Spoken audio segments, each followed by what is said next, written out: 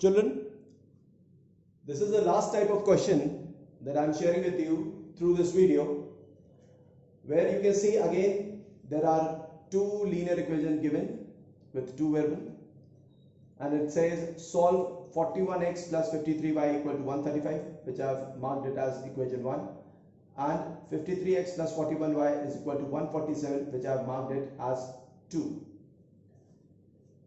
Now, what is so different about this kind of linear equation where the solving part is a little bit different? As you can see that in these two equations, the coefficient of x and the coefficient of y in the other equation is same, and the same thing is the coefficient of y in the first and the coefficient of x in the second equation is same. So whenever you get any linear equation of two variables where you find the coefficient of x and y and x as same, then in such a case, instead of going on with any other method, you first simply add the two equations and subtract the two equations. This is being done just to simplify. So as you can see, I have written over here adding equation 1 and 2. I have copied the two equations, 41x plus 53y equal to 135, and then 53x plus 41y is equal to 147. On adding 41x with 53x, it will give us 94x. On adding 53y with 41y, we will be getting plus 94y. And then on adding 135 with 147, you will be getting 282. Now from these two terms, if you take 94 common, from the first term x will be left, and from the second term plus 5 will be left, equal to 282. Now if you cross multiply and bring this 94 below 282, then the equation will be x plus y is equal to 282 divided by 94.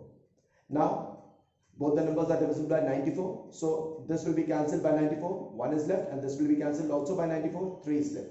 So the final equation after adding the 1 and 2 equation, we have got as x plus y is equal to 3, and this I am going to mark it as the third equation.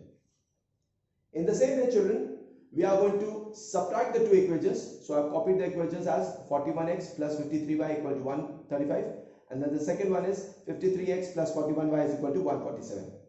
On subtracting the two equations, as you know that you change the sign of every term that is present in the lower equation. So 53x will become minus 53x, 41y will become minus 41y, and 147 will become minus 147.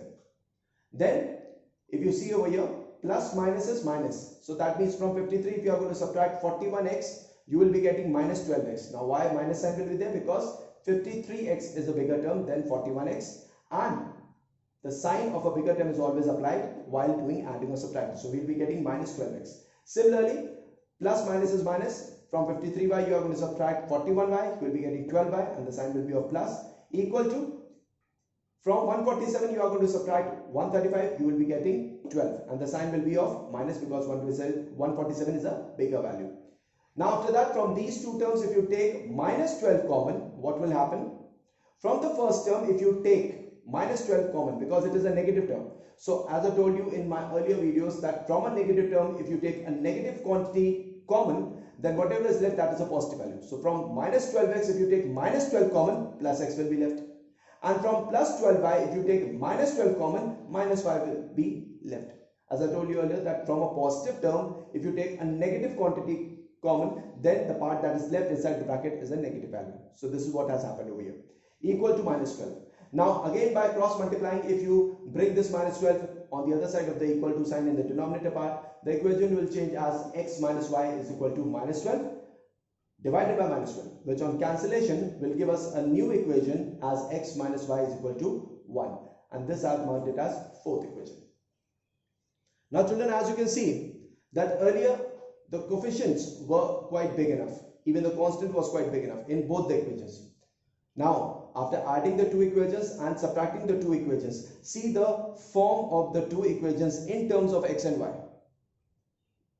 Now if you add the two equations simply, so adding third and fourth equation, x plus y is equal to 3, x minus y is equal to 1, you add the two equations, plus y and minus y will give you the result as 0. So I have placed this cancellation mark, and x plus x will give us 2x equal to 3 plus 1 is 4. On cross multiplying, you will get the value of x as 4 divided by 2 is 2. And now you can substitute this value of x in either of the two equations. So I have decided to substitute it in this third equation. So x plus y is equal to 3. On substituting the value of x as 2 over here, it will become 2 plus y is equal to 3. On transposing this 2 on the other side, it will be y is equal to 3 minus 2, and then 4, the value of y will come out equal to 1. So initially, the terms were quite big enough because of the numerical coefficients. But by using this strategy of adding the two equations and subtracting the two equations, we have got the simplified forms of again two linear equations in terms of two variables, which on adding, or in some of the cases you can subtract also, you can get the value of x and y.